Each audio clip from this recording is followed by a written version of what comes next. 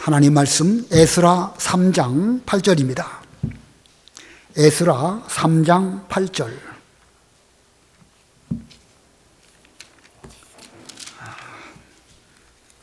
구약 성경 714쪽 에스라 3장 8절입니다.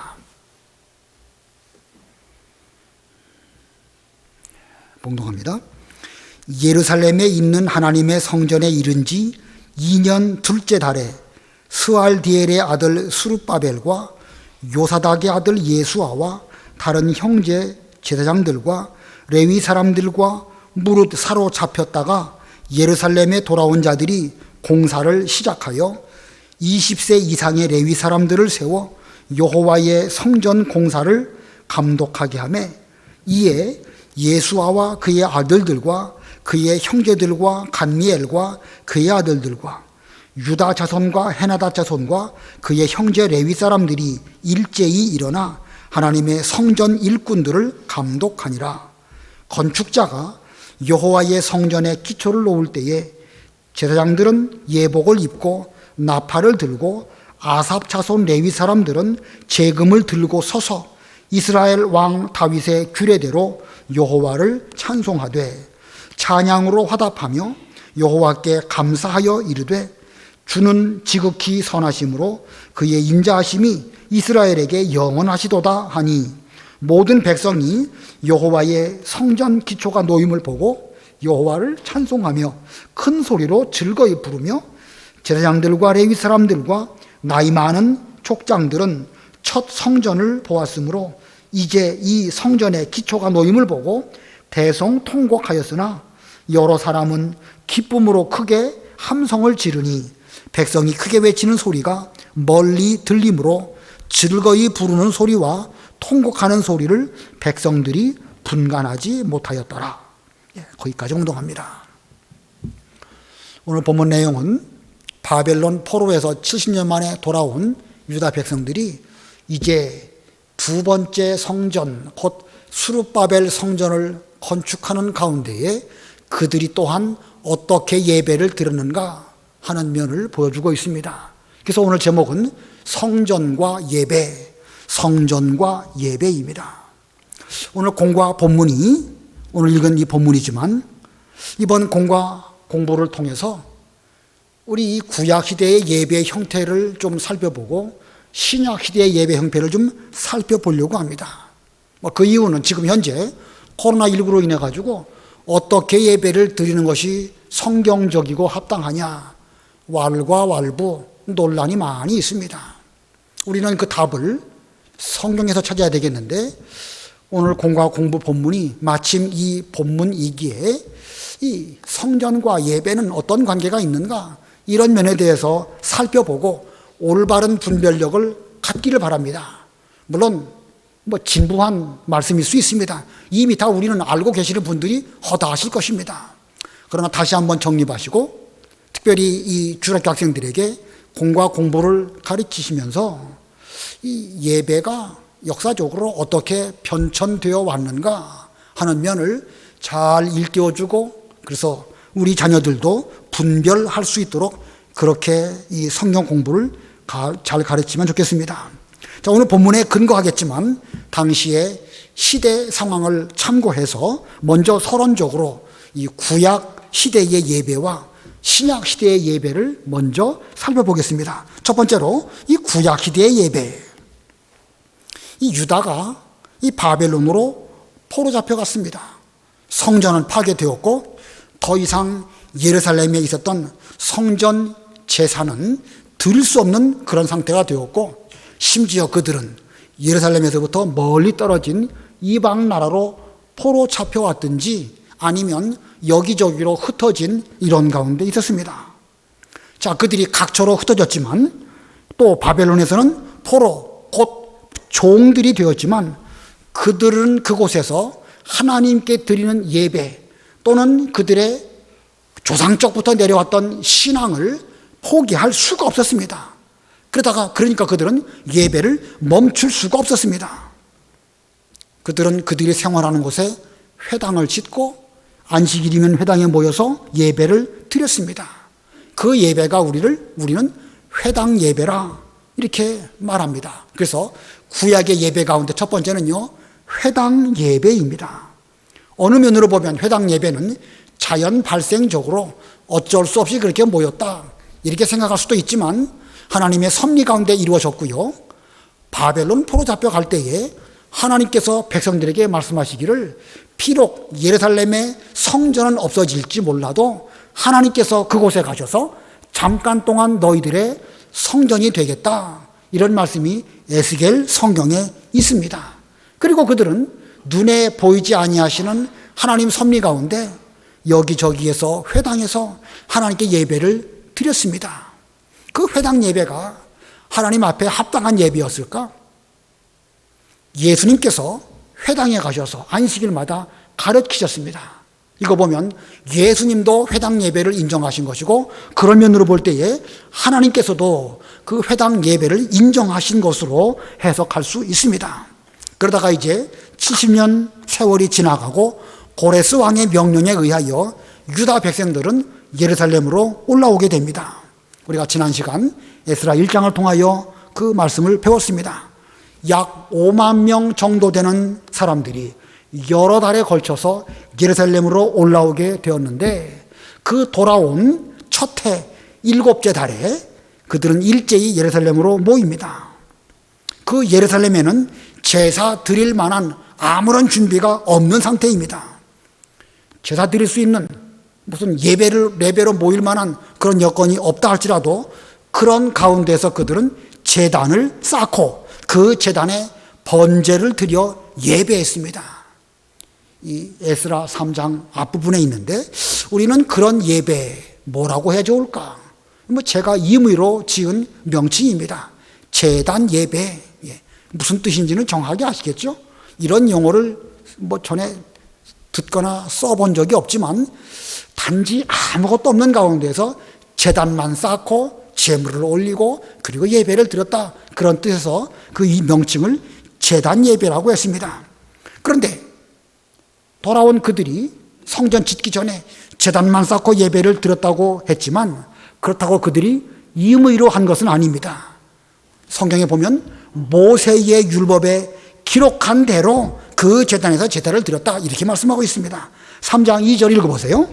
2절 요사닥의 아들 예수아와 그의 형제 제사장들과 스알디엘의 아들 수룹바벨과 그의 형제들이 다 일어나 이스라엘 하나님의 제단을 만들고 하나님의 사람 모세의 율법에 기록한 대로 번제를 그 위에 드리려 할세. 예, 이제 돌아오자마자 얼마 지나서 이제 이 두 번째 해가 되고, 두 번째 해가 되어서 7째 달에 그들이 일제히 예루살렘에 모였는데, 여기 요사닥의 아들 예수아, 곧 대제사장 여호수아입니다. 우리 모세의 후계자 여호수아 말고 또 다른 같은 이름을 갖고 있는 대제사장 여호수아가 주재를 해서 하나님의 제단을 만들고, 그리고 하나님의 사람 모세의 율법에 기록한 대로 이 번제를 그 위에 드리려고 했다. 4절도 읽어보세요. 4절 기록된 규례대로 초막절을 지켜 번제를 매일 정수대로 날마다 드리고. 예, 그들이 거기에서 제단을 쌓고 예배를 드릴 때에 한 번만 그렇게 한 것이 아니라 그 기록된 규례대로 초막절도 지키고, 또 매일 정수대로 날마다 드리는 번제도 드리고, 옛날 개역 성경에는 항번제라고 하죠. 항상 드리는 번제도 드리고, 또 초하루 절삭도 지키고 꾸준히 그런 제단 예배를 계속해서 드렸습니다. 자, 이런 제단 예배, 언제부터 이런 제단 예배가 있었을까? 양의 첫 새끼로 하나님께 번제를 드린 아벨도 따지고 보면 제단 예배라고 할 수가 있고, 노아 홍수 이후에 노아가 이제 홍수 가운데서 구원받게 된 것에 감사해서 단을 쌓고 하나님께 제사를 드린 것, 역시 그거 제단 예배라고 말할 수 있고요. 아브라함, 이삭, 야곱 가나안 땅 종과 횡으로 행하면서 거기서 단을 쌓고 드린 예배, 전부 다 제단 예배에 해당되는 것입니다.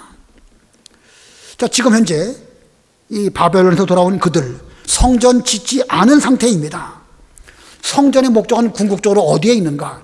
제사의 목적이 있는 것이 아니라 제사보다 더 높은 차원의 그 목적은 예배입니다. 그러므로 그들은 제단이 없고 성전이 없다 할지라도 그런 가운데 모세의 기록한 율법대로 제사를 드렸습니다. 이렇게 제단 예배를 드리는 가운데 그 이후에 어떤 일이 벌어질까? 얼마 동안 성전 건축을 하기 위해서 노력을 하지만 사마리아 사람들의 방해가 있고 내부적으로 여러 가지 어려운 일이 있어서 그만 성전 건축이 멈춰지게 되고 15년 동안 멈춰지게 됩니다. 제법 긴 세월이죠. 그러나 그들이 15년 동안 성전 건축을 못했지만 제단 예배를 멈추지는 않았습니다. 물론 성경 어디에도 제단 예배는 계속 드렸다 이렇게 명시되어져 있는 것은 없지만 아까 그 읽은 4장 4절 5절 이렇게 쭉 가다 보면 그들이 초막절도 지키고 절기도 지키고 월삭도 지키고 그거 보면 한 번만 번제를 드린 것이 아니라 오랜 기간 동안 성전 완성되기 전까지 내내 그렇게 제단 예배를 드렸다는 것입니다. 그리고 이제 나중에 학개 선지자 스가랴 선지자가 강력하게 권고합니다. 너희들이 어떻게 너희 자신들을 위해서는 판벽한 집을 지으며 잘 살려고 하면서 하나님의 성전 짓는 일에는 이렇게 게으를 수 있느냐. 책망을 받았고 그들은 그 책망을 달게 받았고 그리고 성전 건축을 바짝 잘해서 마침내 스룹바벨 성전이 건축이 되어집니다. 그리고 그들은 그때부터 성전에서 예배를 드립니다. 그래서 구약시대의 세 번째 예배는 성전 예배입니다. 유다 백성들은 오래전 솔로몬 성전에서 하나님께 예배 드릴 때에 모세의 율법대로 거기서 제사를 드렸고 다윗의 규례대로 찬송을 했습니다. 그러다가 그 성전이 무너지고 바벨론 포로 갔다가 돌아온 이후에 그 솔로몬 성전에서 드렸던 제사를 비로소 회복하게 된 것입니다. 이것이 구약시대의 여러 종류의 예배의 모습입니다. 바벨론 포로, 귀함, 성전 재건하는 과정, 그들 속에서 그들이 어떻게 예배를 했는가라는 것을 보여줍니다. 그러면 질문 드리겠습니다. 구약시대의 제사가 멈춘 적이 있습니까? 구약시대의 제사는 멈춘 적이 있는가? 있지요. 바벨론 포로 70년 동안 그들은 제사 못했습니다. 아무 데서나 제사할 수 없었습니다. 그러므로 구약시대의 제사는 멈춘 적이 있습니다. 그러면 두 번째 질문, 구약시대에 예배가 멈춘 적이 있을까요? 구약시대 예배 멈춘 적 없습니다. 물론 개인적으로 불가피하게 예배를 드리지 못한 그런 경우 있을 수 있죠. 그러나 역사적으로 보면 그들은 회당을 짓고 회당 예배를 드렸고 때에 따라서는 제단 하나만 달랑 세워놓고서도 거기에 번제를 드림으로 제단 예배를 드렸습니다. 자, 때로는 제단도 없음으로 말미암아 성도들은 하나님을 기억하고 안식일에 그들은 하나님을 바라보면서 그런 예배를 드린 그런 가운데 안식일을 지켰습니다. 그렇기 때문에 우리는 함부로 그건 예배가 아니다. 어떻게 회당에서 그렇게 예배를 드릴 수 있겠느냐? 제단만 하나 덜렁 세워놓고 거기서 예배 드리는 것은 예배라고 인정할 수 없다. 이렇게 말할 수 없다는 것입니다. 이거 보면 구약시대에도 예배의 외적 형태는 달라질 수 있고 달라졌습니다. 성전 제사는 멈춘 적이 있었습니다. 그러나 하나님께 드리는 예배가 멈추지는 않았습니다. 그러면 신약시대는 어떻을까? 신약시대 예수님의 십자가와 부활로 구약의 모든 언약이 다 완성되었습니다. 그러다가 이제 하나님의 섭리 가운데 주후 70년 예루살렘 성전, 지금 이 수르바벨 때 짓고 그 이후에 여러 번 이 증축한 그 예루살렘 성전이 완전히 파괴됩니다. 그리고 오늘날까지 예루살렘의 성전은 더 이상 세워지지 않았습니다. 그러면 초대교회 당시에 그 하나님의 백성들, 기독교인들이 어떻게 예배를 드렸을까?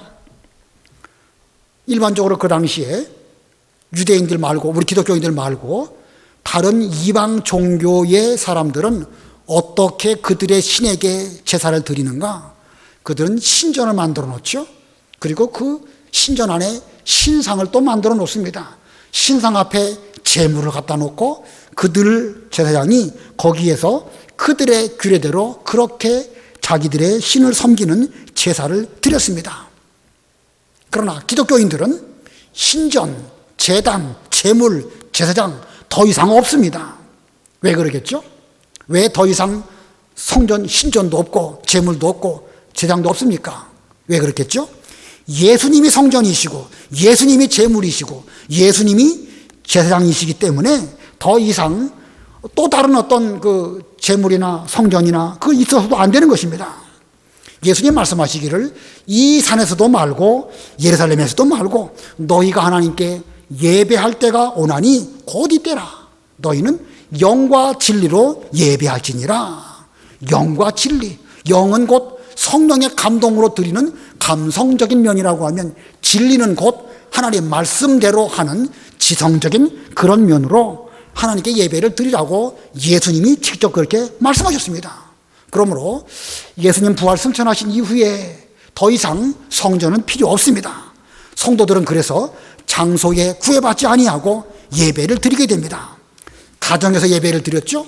신약시대의 예배 가운데 가정 예배가 있습니다. 그들은 감옥에 가서도 거기서 예배를 드렸습니다. 강변에 가서도 예배를 드렸습니다. 이런 면으로 보면 장소에 구애받지 아니하고 그들은 어느 곳에서든지 예배를 드리게 되다가 점차 여기저기에 예배당이 세워지게 되고, 그리고 예배당 예배가 그 예배의 표준으로 점점 자리 잡아가게 됩니다. 이것이 신약시대의 예배의 모습입니다. 다만 얼마 시간이 지남에 따라서 가정예배도 있었고 심지어 감옥에서도 예배를 드렸지만, 그러나 예배의 표준이 예배당 예배로 자리 잡아가게 된 것입니다.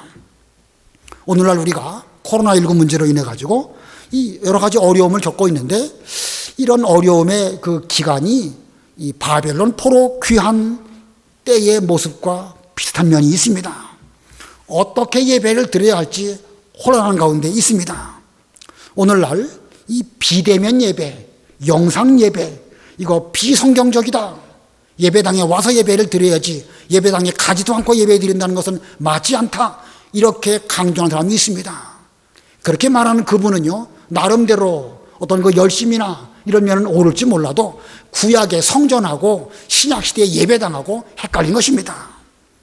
상당히 편협한 그런 판단을 한 것입니다.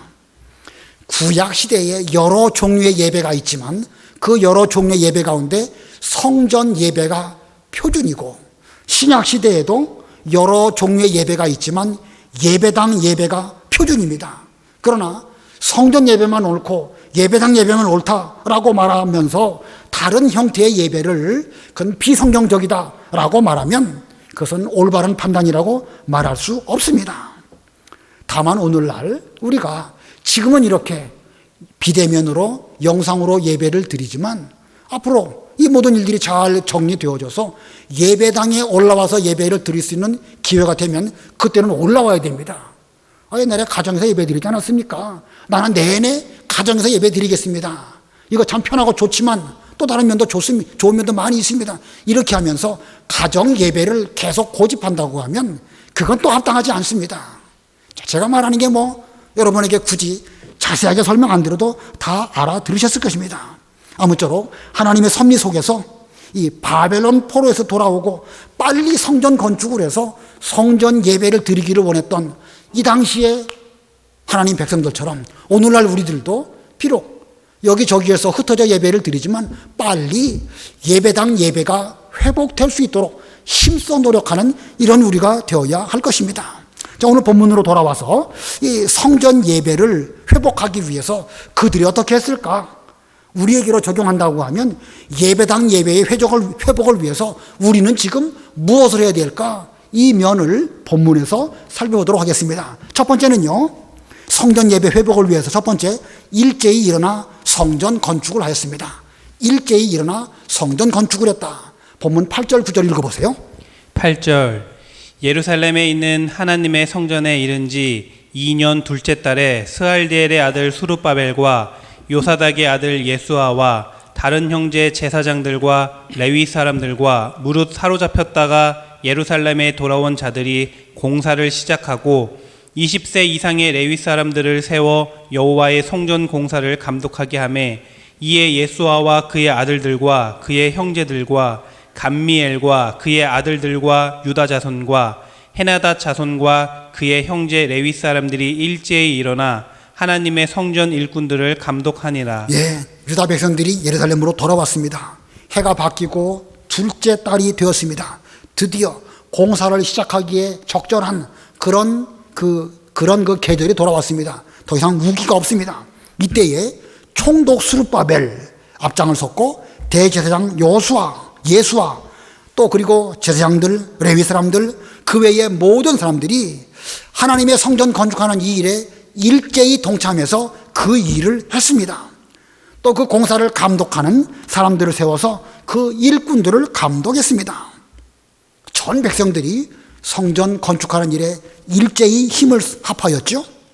그런데 여기에도 감독이 필요해서 일꾼들을 감독하게 했다. 성경은 그렇게 기록하고 있습니다. 여기 감독했다. 이 감독했다는 말을 다시 조금 다른 번역으로 한다고 하면 인도했다, 보살폈다 이런 뜻입니다. 그러니까 레위 사람들이 그 종 다루듯이 그 성전 건축 똑바로 하나 못하나 채찍질하면서 이렇게 감독했다는 뜻이 아니고 그들이 일을 잘할 수 있도록 그리고 전체가 한꺼번에 한 마음으로 일을 할 때에 차질이 없죠. 여기는 빨리 가고 여기는 늦게 가고 그러면 여러 가지 문제가 있으니까 그런 저런 일들이 잘 조화를 이루어 잘 되도록 인도하며 보살폈다 그런 뜻입니다. 자, 아무튼 이 현재의 당면 과제는 서둘러서 성전 건축을 하는 일입니다. 총독이며 대제사장으로부터 모든 백성들이 다 한 가지 목적을 위해서 협력했습니다. 상당히 중요한 말씀이죠. 모두가 협력해서 하나님의 일이 잘 되도록 노력을 했다. 오늘날 우리로 말한다고 하면 우리가 예배당 예배가 속히 재개되도록 하기 위해서 그 목적을 놓고 우리 모두가 전부 협력해야 됩니다. 그러면 지금 이 순간 우리가 예배당 예배가 재개되도록 하기 위해서 협력해야 할 그 당면 문제가 뭡니까? 예배당에 오는 것일까요? 방역하는 것일까요? 뭐 오는 걸 여기 오신 분들 계신데 오신 분들 왜 오셨습니까? 이런 뜻 아니에요. 오시는 것도 괜찮습니다. 얼마나 그 아름다운 모습입니까? 좋습니다.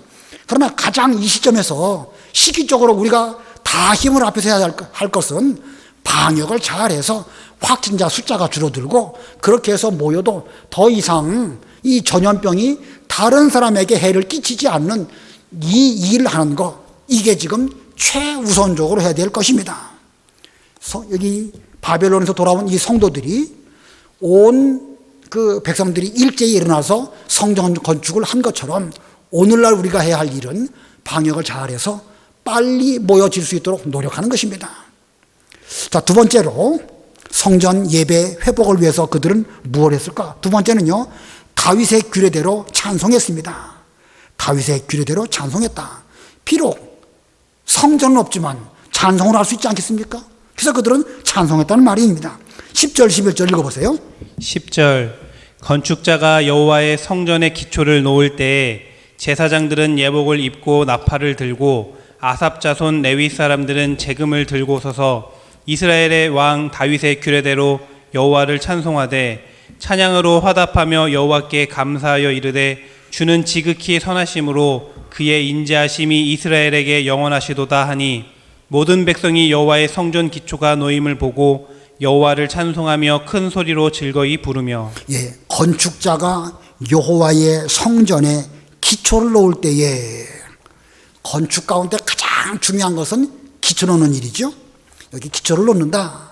그리고 그때에 제사장, 아삽 사람, 성가대 다 제복을 입고 거기서 나팔을 불기도 하고 재금을 치면서 하나님을 찬송했습니다. 재금이라는 것은 그 심벌주예요, 심벌주. 이렇게 그 쇠 조각 두 개를 짱 하고 소리 내는 거. 이렇게 하면서 그들은 찬송을 했습니다.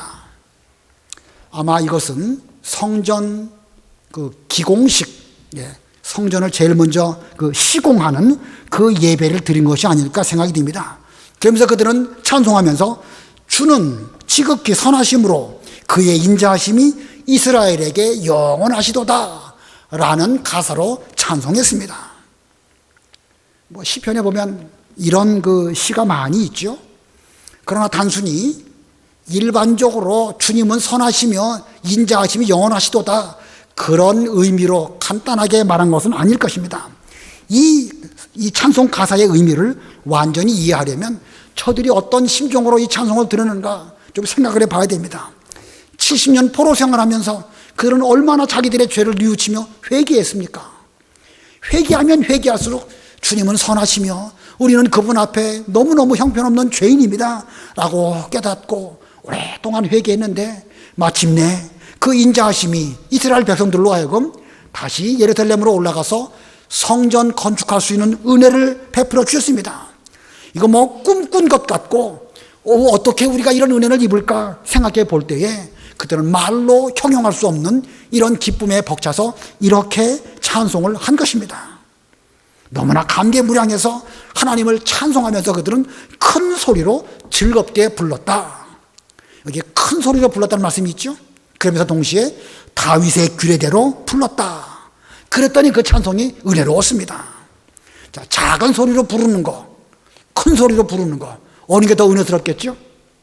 소리를 꽥꽥 지르라는 말은 아니에요. 그러나 분명 작은 소리로 부르는 것보다 큰 소리로 부를 때 더 은혜스럽습니다. 억지로 부르는 것하고 기쁘게 즐거이 부르는 것하고 어느 게 더 은혜스럽겠습니까? 기쁜 마음으로 즐거이 부를 때 하나님이 은혜 주시겠죠? 규례 무시하고 음정 박자 무시하고 마음대로 부르는 것하고 다윗의 규례대로 부르는 것하고 어느 게 더 은혜스럽겠습니까? 마땅히 다윗의 규례대로 잘 부르려고 할 때에 하나님은 그때 은혜를 베풀어 주십니다. 자, 이들은 비록 아직 성전이 없지만 성전이 없는 중에도 이렇게 찬송을 불렀습니다. 오늘날 우리도 예배당 예배 드릴 때에 기쁨으로 큰 소리로 악보대로 잘 불러야 되겠지만 지금 언제 모일지 곧 모이게 될 것 같은 예감이 들지만 그래도 쉽진 않습니다. 그래도 우리 찬송 부를 수 있죠. 우리 얼마 전에 우리 청년들 이렇게 다 각각 따로따로 피아노 반주에 맞춰가지고 찬송 부른 거 조합해가지고 한번 오후 예배 시간에 한번 우리 은혜 받은 적 있지 않습니까? 그런 방법이 있습니다. 우리도 좀 찾아보시고 어떻게 찬송을 드리고 어떻게 하나님께 영광을 돌려드릴까 생각해보고 찬송 부르는 이런 우리가 되어야 할 것입니다. 그 다음에 세 번째로 성전 예배 회복을 위해서 그들이 한 일이라기보다는 이렇게 예배를 하니까 그들이 그 예배의 결과가 무엇일까? 그 세 번째는요, 각각 은혜를 받았습니다.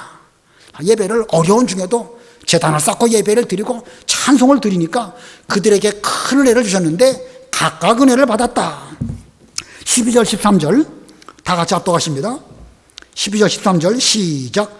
제사장들과 레위 사람들과 나이 많은 족장들은 첫 성전을 보았으므로 이제 이 성전의 기초가 놓임을 보고 대성통곡하였으나 여러 사람은 기쁨으로 크게 함성을 지르니 백성이 크게 외치는 소리가 멀리 들리므로 즐거이 부르는 소리와 통곡하는 소리를 백성들이 분간하지 못하였더라.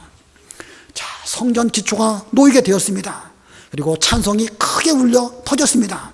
바로 그때 옛날 솔로몬 성전을 기억하는 그 나이 많은 노인들은 대성통곡을 했습니다. 아마 그때까지 참았던 눈물을 참고 있다가 그 순간 찬송을 부르는 그 순간 왈칵 그 눈물이 대성통곡으로 쏟아져 나왔습니다. 70년 전 하나님의 은혜를 입어 솔로몬 성전에서 하나님께 예배를 드리고 은혜를 받았는데 아주 오랜 기간 동안 그 예배 못 드렸거든요. 얼마나 간절하겠습니까? 얼마나 기다렸겠습니까? 그러나 그동안 멈춰 있었던 그런 힘들었던 그런 일들이 이제 성전 건축하는 걸 이걸 딱 보는 순간 더군다나 주는 선하시며 인자하심이 영원하시도다 라는 찬송 가사를 들을 때에 그들은 하나님 앞에 대성통곡할 수밖에 없었습니다. 이건 슬퍼서 운 것이 아니죠. 물론 한편으로는 자신들의 죄를 생각하니까 슬픔도 있지만 슬픔이 변해서 기쁨이 된 것입니다. 다른 말로 말하면 이게 바로 은혜입니다.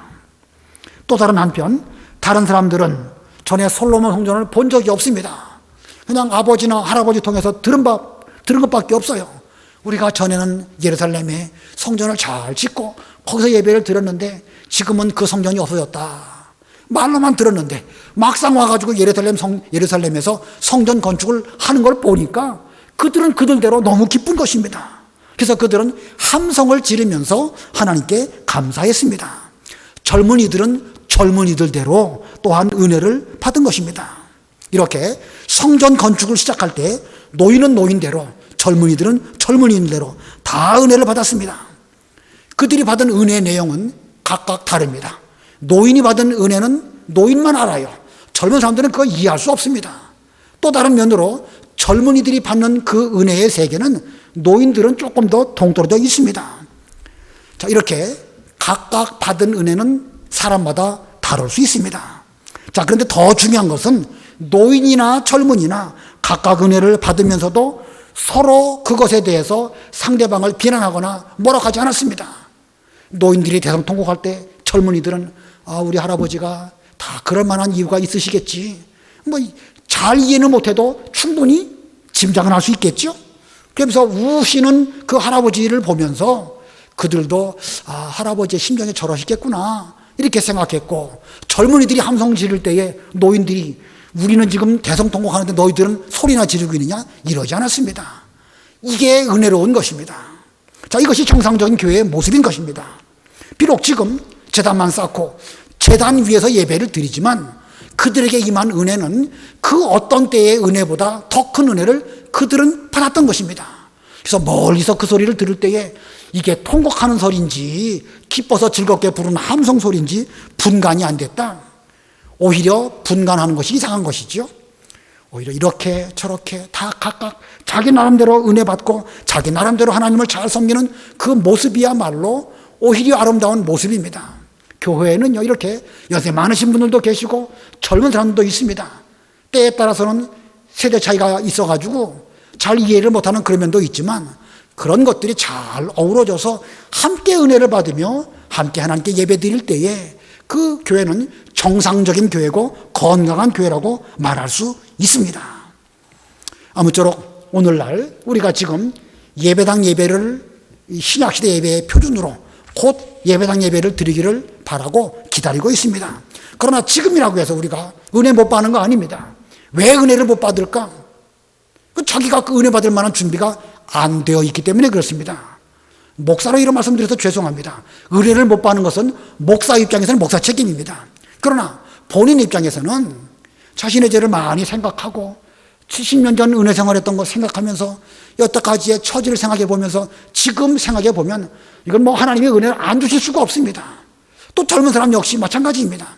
다 각각 은혜 받을 준비가 다 되어 있다고 하면 하나님은 그런 사람에게 은혜를 주십니다.